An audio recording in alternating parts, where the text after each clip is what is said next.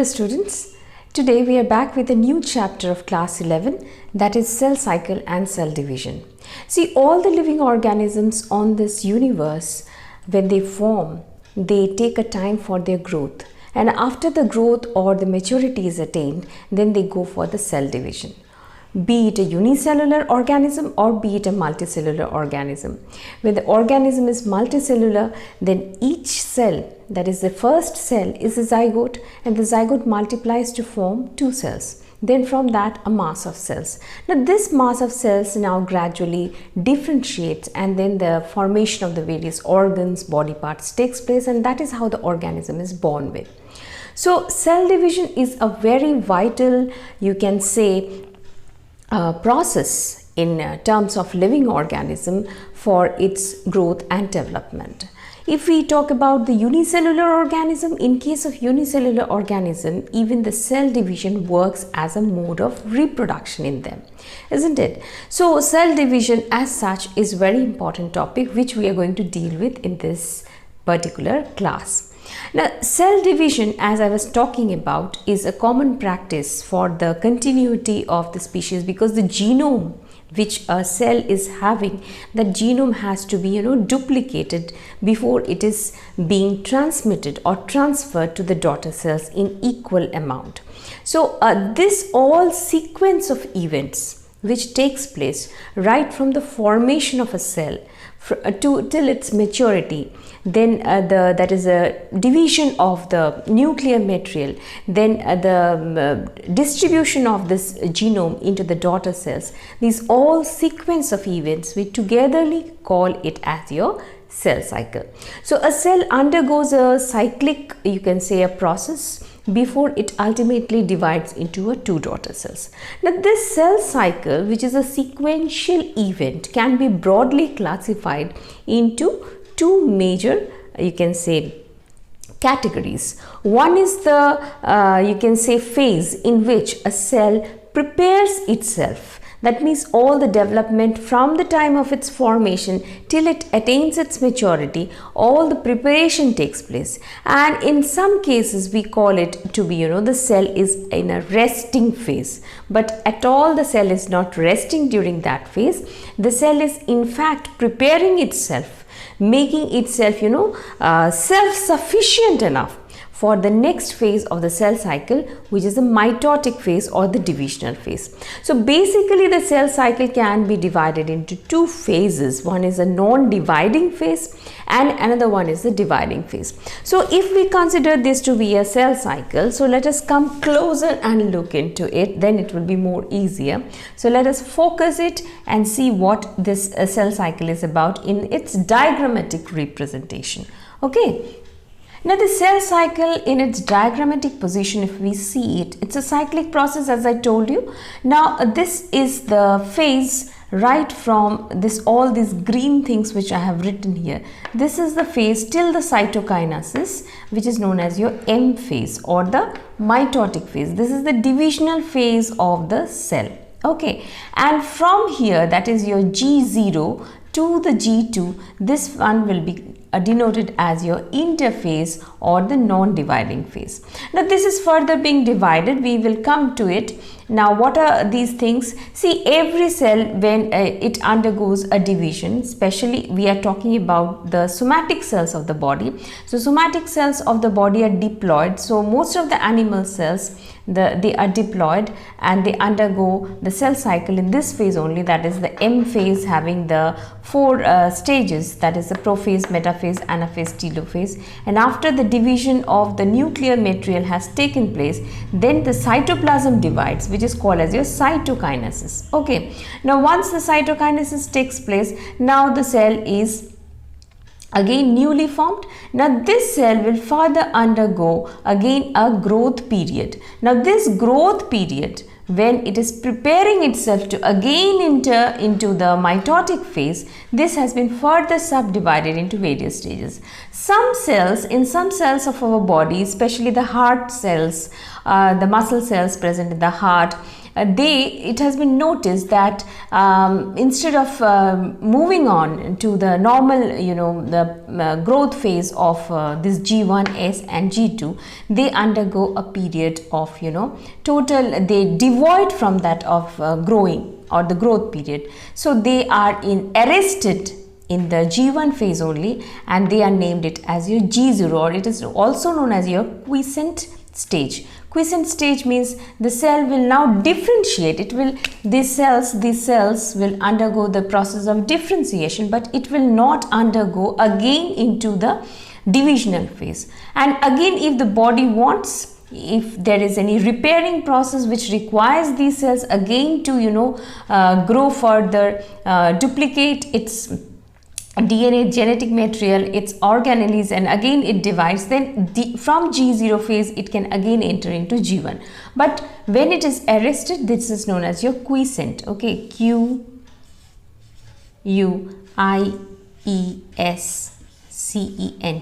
Okay, it is called as your quiescent stage. Okay, so this is how it is. Now G1 is the phase in the interphase where the cell prepares itself in terms of formation of carbohydrates, lipids, proteins. Okay, then ATP formation takes place. So all these things which are required for the formation of the nucleotides, because the next phase is the synthesis phase, because here there is no synthesis of DNA. DNA is not synthesized. But this is the phase where the where the DNA duplicates itself. Now here it does not mean that it is the chromosome numbers are increasing. What happens is that if it is suppose the cell is diploid cell, if it is 2n, it will remain 2n, but the DNA which is present, suppose if the DNA is, the quantity of DNA is 2C initially, so it will now become your double. So the quantity of the DNA will increase, but not the number. The number of the chromosomes, okay, the number of the chromosomes will not increase. Okay, it is only the quantity of the DNA which will increase. If it is 2C, it will become 4C, because it has to be equally divided. Now from 4C again, when it will be divided into the two daughter cells, it will be again your 2C and 2C. So to make it that way, here the quantity wise, the synthesis of the DNA, the replication of the DNA takes place in the S phase. Now after that, in the G2 phase, or this is called gap 1, this is synthesis phase, and this is gap 2. Okay, so in gap 2, what happens here? The formation of the 3 different types of RNA takes place. That is 3 different types of RNA, that is your mRNA, the tRNA, and the ribosomal RNA takes place. Then your ATP formation takes place, and then the spindle protein formation takes place, because if the spindle protein formation will not take place, then definitely in the process of karyokinesis in the M phase, it will be difficult, because it is a spindle fiber which will be splitting the chromosomes into 2 equal halves, and they will be moving apart into the 2 poles. Okay, so this is about the cell cycle's interphase stage, which is also known as a preparatory phase. It is also known as a resting phase, but the best is to call it as your preparatory phase. And here it can be divided into your G1, S and G2. G1 is gap 1, where the synthesis of lipids, carbohydrates, proteins and ATP takes place. Okay, but here there is no synthesis of DNA.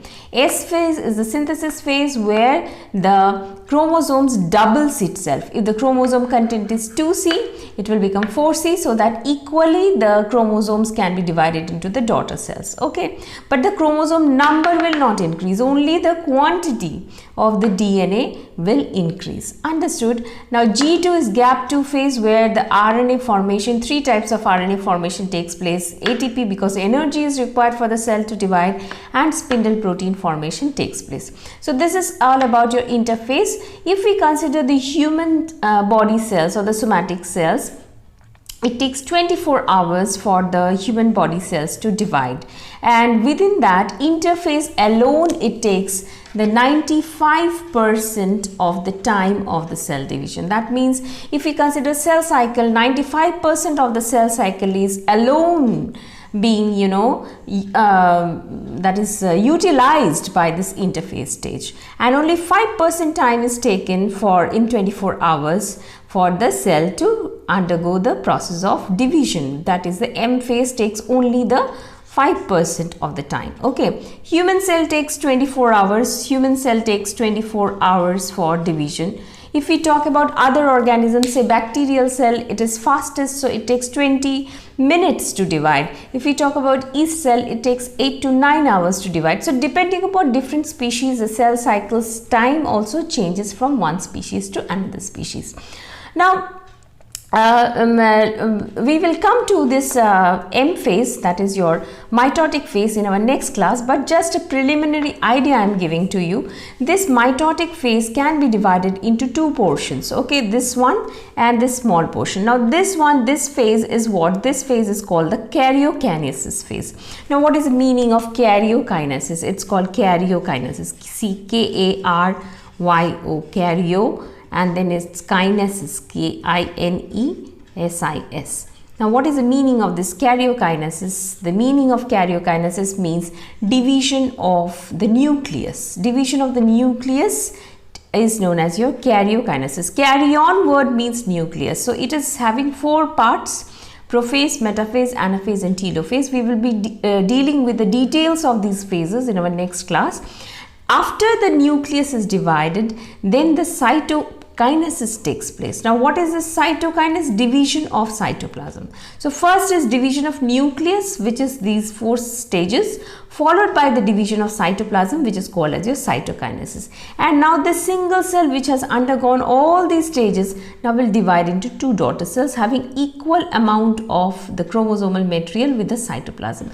So ultimately we can say that by the help of this mitotic division, there is a balance in the ratio of your cytoplasmic ratio and nuclear ratio. That means the genetic material with that of the cytoplasmic ratio takes place because of the cell division process, that is the mitosis. So this is about the cell cycle which we have studied today, that is about the interphase, specially because this interphase is dealing with the G1S and G2 phase, and as I told you that G0 is known as the quiescent phase, where some cells of our body gets arrested, and when the body wants those cells to get repaired, so depending upon the requirement of the body from the G0 phase, these cells which are arrested there can again come back to G1 and again undergo the process of cell cycle.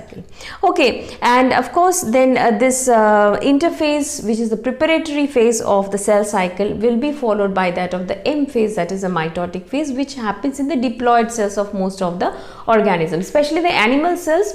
The diploid cells undergo this M phase, but in case of that is your lower group of plants, the haploid cells also undergoes the process of M phase, that is a mitotic phase.